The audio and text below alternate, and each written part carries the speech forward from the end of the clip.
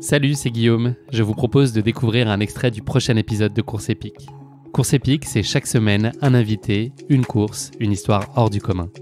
Je vous donne rendez-vous tous les mercredis pour découvrir un nouvel épisode et vivre une grande et belle histoire de course. Mais avant ça, place à un extrait de notre prochain épisode. Après la randonnée que j'ai mentionnée déjà, Nanko Whip au Grand Canyon, justement vraiment 3 jours après, j'ai commencé à faire mes recherches sur internet, course les plus difficiles au monde, etc. Enfin ultra trail, difficile, etc. J'ai mis un peu tous les mots-clés. Et sur tous les sites internet, je retrouvais à chaque fois cette Barclay et ça m'a rappelé des souvenirs aussi. J'avais vu un reportage en 2012 où il y avait Patrick Montel qui était allé sur les lieux, il avait montré cette course et en 2012, j'ai vu ça et je me suis dit mais c'est un truc de barge. Enfin, je comprends pas les gens qui font ça. Pourquoi souffrir autant? Et ça me parlait pas du tout. Par contre, quand j'ai vu ça à ce moment-là, en 2017, je me suis dit waouh, ça correspond exactement au final au défi que j'aimerais faire parce que oui, on sort de sa zone de confort et à tous les niveaux, orientation, physique, alimentation, etc. Et donc vraiment ça a fait flash. J'ai regardé un peu l'histoire de la course, je me suis imprégné des rapports de course des coureurs et là je me suis dit waouh, j'ai envie de vivre cette expérience, j'ai envie de soit d'échouer lamentablement et découvrir mes limites, soit pourquoi pas de rêver de réussir. Et à partir de ce jour-là, justement mars 2017, je me suis dit voilà, c'est ce que je veux faire, j'aimerais pouvoir faire partie de l'aventure et à partir de là voilà, analyser tout ce que ça impliquait, comment postuler, comment participer à la course, etc. Donc mon projet a démarré à ce moment-là. Et après, comme tu l'as dit, c'était une fascination, mais vraiment une obsession. Les 2-3 premières années, une très grosse obsession où j'ai ma vie tournée autour de ça. En fait, tous mes projets sportifs tournaient autour de ça, et ça depuis 6 ans. Après, j'ai réussi un peu à décrocher lorsque j'ai appris que rentrer dans la course n'était pas dépendant de moi-même, c'était dépendant de l'AS et j'avais pas forcément d'influence. Donc j'ai réussi à devenir moins obsédé par la course avec le temps et à me focaliser sur d'autres objectifs. Mais clairement oui, c'était une fascination et une obsession pour la course dès le départ. Le processus d'inscription, donc c'est un chemin de croix, presque aussi compliqué que la course en elle-même. Je plaisante évidemment. Tu as été retoqué un certain nombre de fois, en tout cas pas retenu à plusieurs reprises. Est-ce que tu as été assez philosophe par rapport à ça et assez fataliste en disant qu'un jour viendrait? Est-ce que c'était à chaque fois une pilule pas très facile à avaler? Et tu disais que tu repartais pour un an d'attente. Ouais, c'était très difficile. Honnêtement, c'était très difficile. Quand j'ai fini le John Muir, je pense que j'avais peut-être un peu l'attitude d'enfant gâté ou un manque d'humilité où je me suis dit je mérite d'être pris lorsque j'ai fini mon John Muir parce que j'avais amélioré le record de Brett Mahoney d'une dizaine d'heures. Brett Mahoney qui est toujours d'ailleurs le recordman de la Barclay en 52 heures et qu'il a fini 2 fois. Et je me suis dit ça va être automatique presque.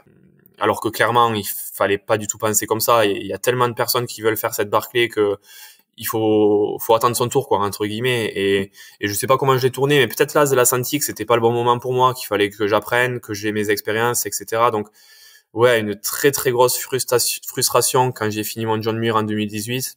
Une autre supplémentaire lorsque j'ai fini le Baldy Marathon en Californie, qu'on n'a pas mentionné, mais c'est une version de la Barclay aussi similaire, mais en Californie, où il y a peu de personnes qui la font parce que c'est très peu connu, mais c'est un défi tout aussi compliqué. Et j'avais fini ça aussi, et je me suis dit ça va suffire à force de cumul, et ça avait toujours pas suffi. Donc là, à ce moment-là, je me suis dit, voilà, j'ai pris du recul, je me suis dit, ça dépend pas de moi, il faut être patient, il faut s'aguerrir, faut prendre du plaisir dans ces aventures. Donc j'ai continué, voilà, j'ai fait la traversée des Pyrénées, j'ai fait la Chartreuse, etc. Et là, j'ai réussi un peu à gagner un peu en sagesse, je dirais, où j'étais pas obsédé par ça, et je me suis dit, il y en a d'autres qui méritent leur place aussi, et moi, je continuerai à postuler, et advienne que pourra, un jour, ça le fera, et voilà. Tu nous l'as dit tout à l'heure, la course était devenue une obsession pour toi. J'avais eu le grand plaisir d'échanger avec Aurélien Delfos qui a écrit un livre, Les Finisseurs, avec Alexis Berg aux éditions Mons, sur lequel il dresse le portrait de ce qu'étaient les finisseurs à l'époque, avant que vous soyez des nouveaux finisseurs. En tout cas, c'est la photographie à l'instant T. Il disait que la Barclay doit devenir une obsession et que c'était indispensable pour espérer y réussir. Est-ce que voilà, c'est ton sentiment aussi, le fait que ce soit une obsession, c'est une nécessité, c'est la condition nécessaire mais pas suffisante?